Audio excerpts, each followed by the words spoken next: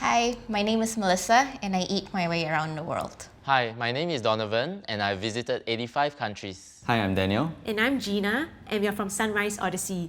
We traveled across Asia over 279 days. And here's how we did it.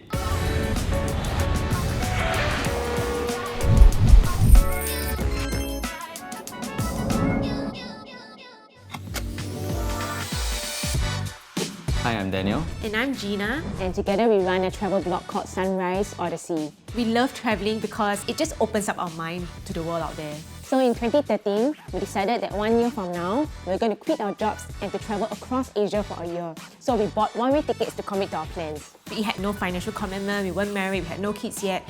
So if we don't travel long-term now, then when? Some of the exotic countries we visited include Turkmenistan, Tajikistan, Kyrgyzstan. What's so interesting about Turkmenistan is Gates of Hell. It's like a burning crater that's been burning for the last 40 years. There was no fence around, so we could just fall down accidentally. We were out there by ourselves and it's just so raw and natural. Hi, I'm Melissa. I'm a product designer. I love traveling and I love food, and I run a travel and food Instagram called Girl Eat World.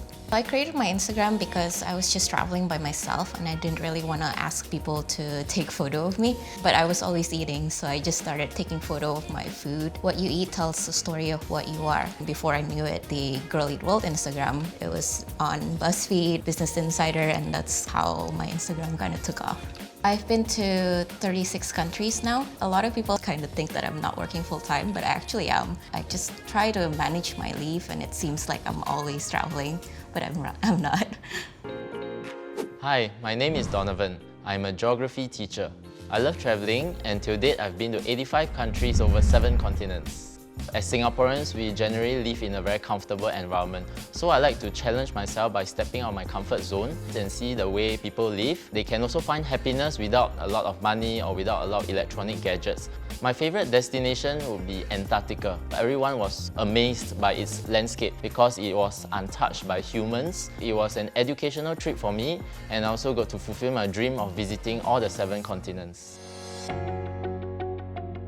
We decided that we're going to set aside 20,000 per person for this trip, simply because we felt there was an amount that we could afford in a year. Every month, I'll put in 50% of my salary into a joint account. And for me, since I'm doing freelance, I put in 50% of whatever I earn into that joint account. So we chose OCBC Frank account because we really liked the interface of the iBanking page, and they had the goals section where we could actually segregate our savings into different categories. So you're actually earning a fresh grad pay, but it's actually very achievable if you want to save up for long-term travel. We try to engage in activities that don't really require us to spend a lot, like outdoor sports. Occasionally, we treat ourselves to movies. I stopped going for like my manicures, my pedicures, my facial packages. I stopped all of those. So that was how we actually save up all that money.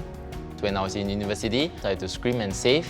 I took up a part-time job at Universal Studios, working as a ride operator, and also I was giving tuition during the weekends. If my friends asked me out for dinner, sometimes I would join them later because I would choose to have dinner at home first so that I could save some money to fund my travels. To me, budget comes first before the destination. So there was once I was planning a trip and I saw that the airfare was twice its normal price. So I decided to postpone my trip and I managed to get it at a much lower airfare. I save up just like everybody else. I'm always budgeting, so I know if I can afford something. I always take public transportation. On average, maybe I take the taxi if I really have to, like once a week. I just shop once in a while. It's important to live within your means, so if you cannot afford certain things, then you shouldn't be spending your money on it. During the trip itself, we save on a lot of things. Alternate days, we'll eat instant noodles we bought from the stores there, so it still has the local flavor. We avoid restaurants because sometimes the street foods are much better. For accommodations, when we were in Uzbekistan, this very friendly group of people asked us to go to their house, and they provided all the meals, and then they asked us to stay for the night as well. And we did. It's through all this kind of hospitality that we managed to save up quite a lot.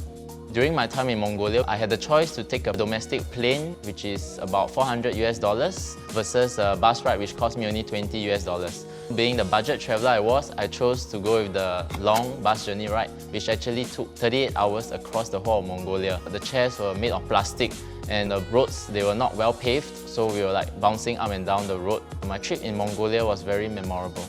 When I'm traveling, I don't really think about what I spend on. Experience is a little bit more important than tangible goods, but the one thing that I don't really splurge on is accommodation. So I always stay in like a hostel. I don't always like splurge on food as well, but if I see something that I like, I definitely will try it. So when I was in Japan, I splurged on sushi because it's like part of the experience. I don't even know if that was like the best sushi ever, but to me it was, so it's worth the money.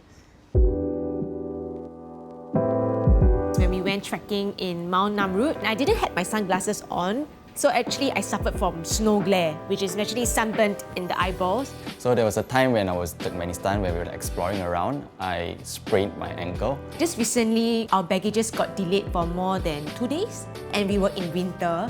Knowing that we had travel insurance, we went on to buy like all the winter clothes that we needed to keep us warm during these 2 days. Travel insurance is really important because you never know what might happen. We went with NTUC Income because it was a brand that we could trust, and they were having some promotions for their annual travel plan. I choose to go for an annual plan because I take several trips each year, and this is more worth it. For me, I go for the Chubb travel insurance plan. It was offered as part of the credit card, and they had some shopping vouchers to entice me. I've been quite lucky where I don't have to claim anything. I use aggregator websites such as MoneySmart to compare, and then from there I make my decision which travel insurance I'm gonna buy.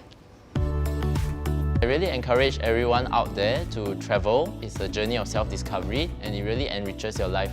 So even though traveling is definitely a privilege, I think it's still an attainable goal. We realized it's all about lifestyle choices that we are able to save up this money. So if you really want to do it, you just have to set your goal and work towards your dreams. You can do it.